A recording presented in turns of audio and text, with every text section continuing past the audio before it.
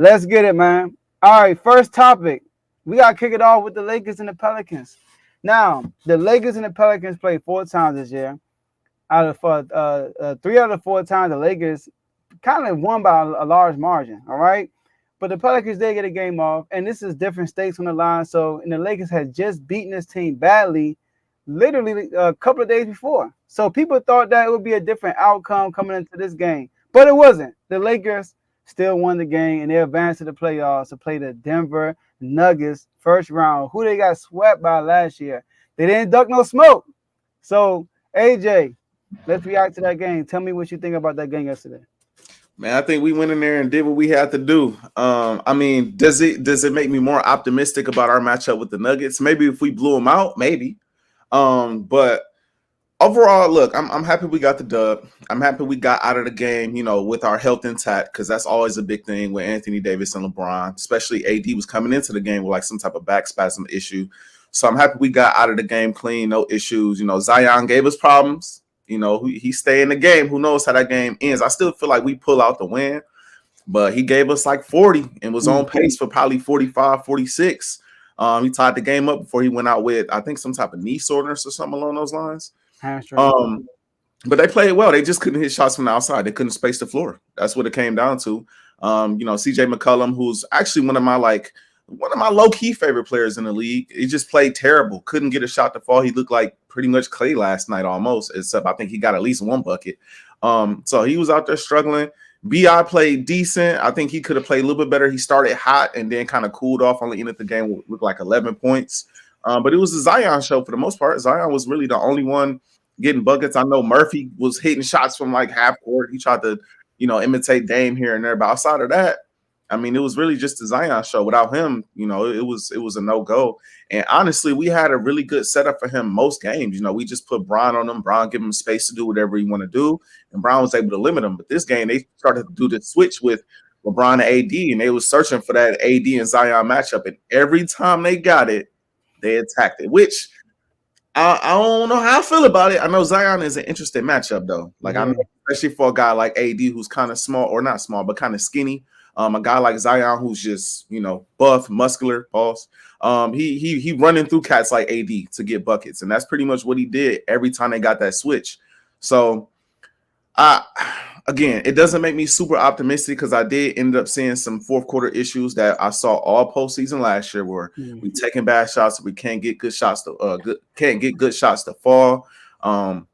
We not running plays. We running a whole lot of ISO ball. Bron get the ball at the top of the key, clear it out. All right, what am I going to do? Am I going to pass here, pass it there, or am I going to attack?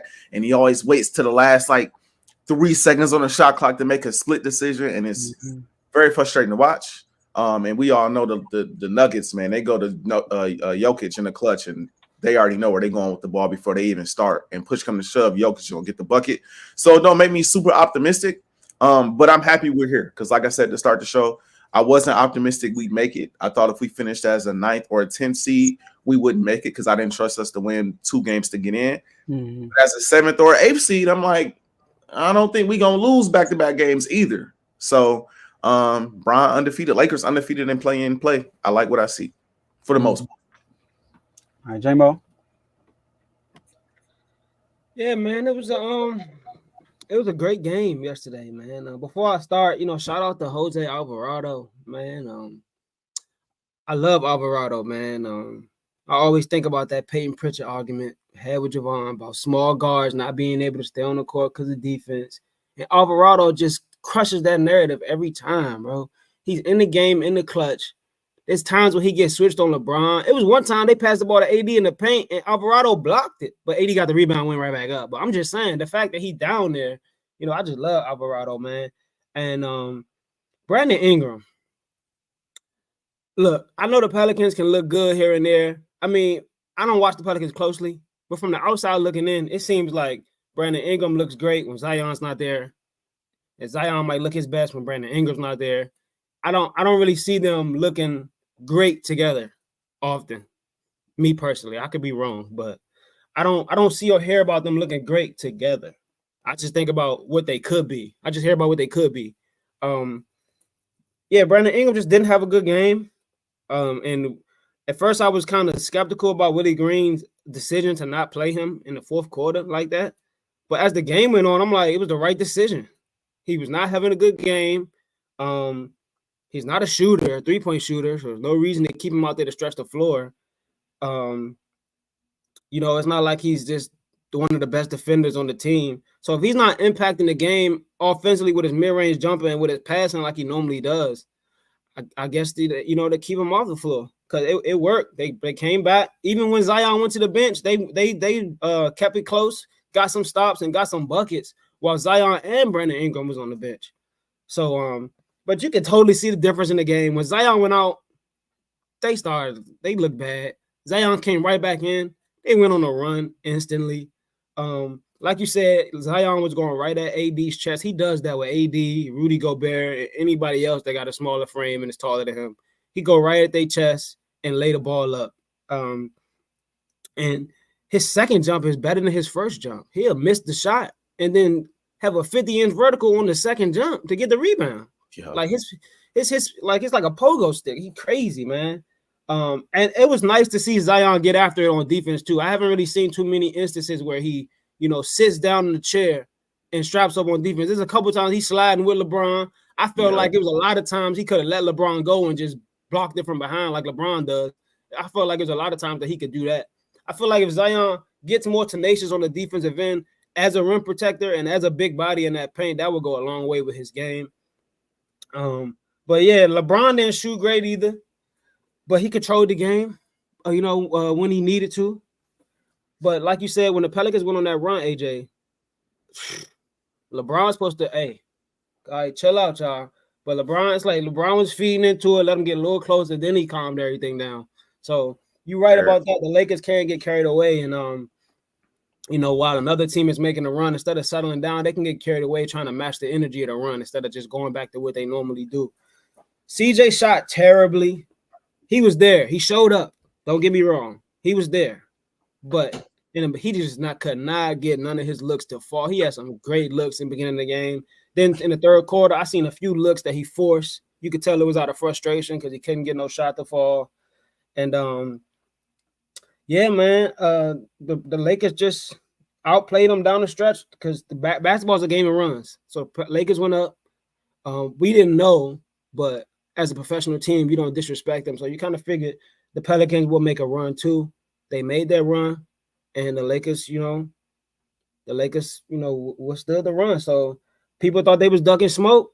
Then they come to find out, they said Zion walked out the locker room healthy, without a limp at all after the game. I'm like, let me find out the Pelicans the ones that ducked the Nuggets. Right. So he walked out without the limp after the game. I'm like, come on, bro. Come on. But yeah, that was a great game last night. Like I said, shout out to Jose Alvarado for holding it down because B.I. was slumming. But the Lakers do what they do, man. AD with the clutch offensive rebound, and he made all the free throws down the stretch.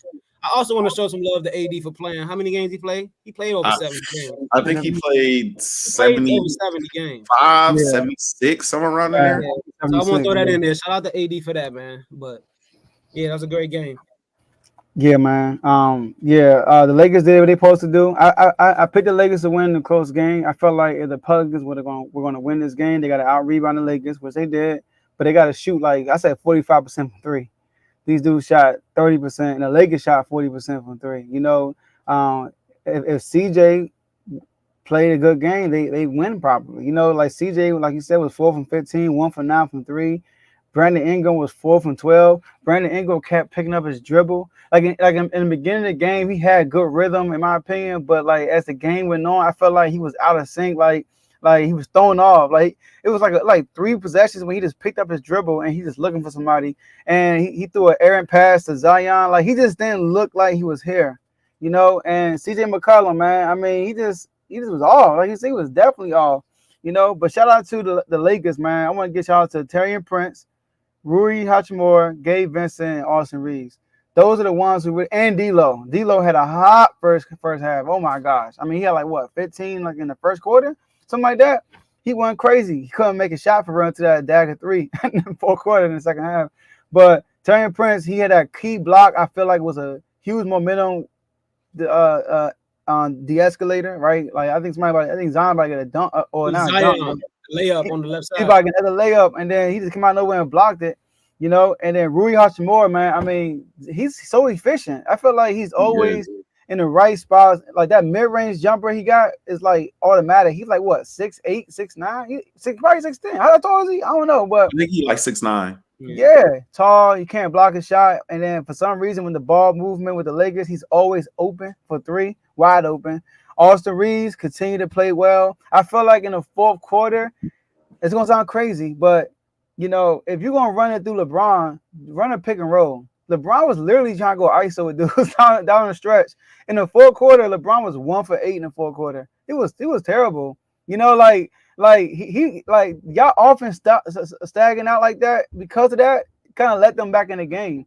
You know, so but I think that going forward, y'all should like continue like run a pick and roll through Brown or go through D'Lo, let D'Lo and let Brown play all ball. D'Lo or Austin Reeves try to create their own shot. You know, so but it was a great game. AD did a great job defensively. Like you said, Zion's a weird matchup. Like the dude is, I mean, he's bigger than everybody on the court, and he's probably one of the quickest dudes on the court. Like that's the thing. Like you put AD on him, AD really can't match his size because he can match the height, but not the size. Zion ability to finish like under all that contact and all that stuff is crazy. And I don't understand though why Zion didn't get more free throws. You know how physical he was. Now he shot 9. That sounds like a bit, but Zion was going to the cup by, like almost every time. He was not going to the line in the first half. But We AD was hacking him. We was definitely hacking him. I ain't gonna lie. You got no choice with Zion though. Like, what else can you do?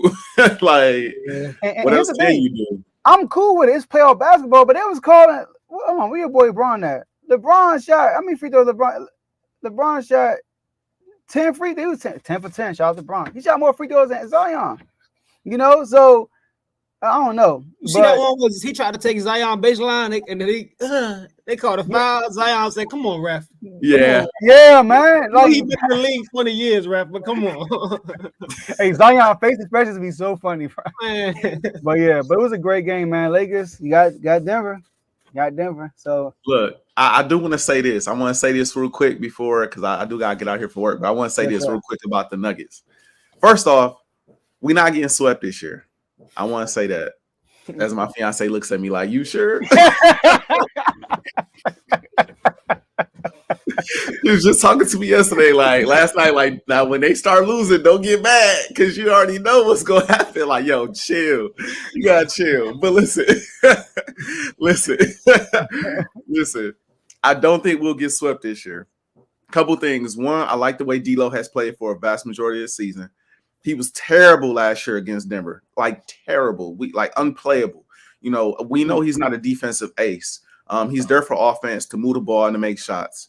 If he can at least do that, I think that makes a difference. LeBron also shooting a lot better this year, especially from three, which was an issue for him in the playoffs last year. So he didn't play well last game, but I'm hoping that his regular season 3-point shot can be the playoff 3-point shot. I think that'll help. AD, again, healthy. That's always nice to see. But every game, and I say this all the time, every single time we played these guys, it came down to the fourth quarter. It's not like they swept us and every game was a 20-point, 15-point, 10-point game. No, every game came down to the last 2-3 minutes of the game. And so I feel like if we're making our shots and we're playing smart in the fourth, and this is why I said this previous game did not give me a ton of hope because I saw a lot of the same fourth quarter issues. But I'm hoping, again, if it comes down to the wire, we could close at least 2 of these games this year. At least 2. I'm not confident we're going to win the series. I'm not stupid. But I'm a little more optimistic this year. It'll be competitive, and that's what I'm looking forward to. I respect the Nuggets; they're the defending champs, but I also have respect for my squad when healthy and when they making their shots and playing like how they're supposed to play. I think it'll be competitive. I don't think we getting swept this year. Will we lose? Yeah, but we're not getting swept, and that's honestly what I care about. Just don't get swept, especially if every game come down to the fourth man. We got too many weapons. We got too many guys. Rui, Reeves, D'Lo. If guys play their game, then they can compete. So that's all. I just want to put that out there. And I think the Nuggets are really great this year. I think they just a tick worse than what they were last year. mm-hmm. I think they're really good. I think they can repeat. But Are they the same exact team they were as last year? I don't think so. I think they're a little bit more beatable this year. So I think it's a 6-game series this year. It sounds crazy to say. I think it's a 6-game series this year. I think we still won in Denver, and I think we get one at home. But after that, I think it's probably a wrap. Yeah, y'all lost by an average margin of 5.7 points a game in that series. So let's see. Might be on to something, my guy. Yes, sir. I'm hopeful, man.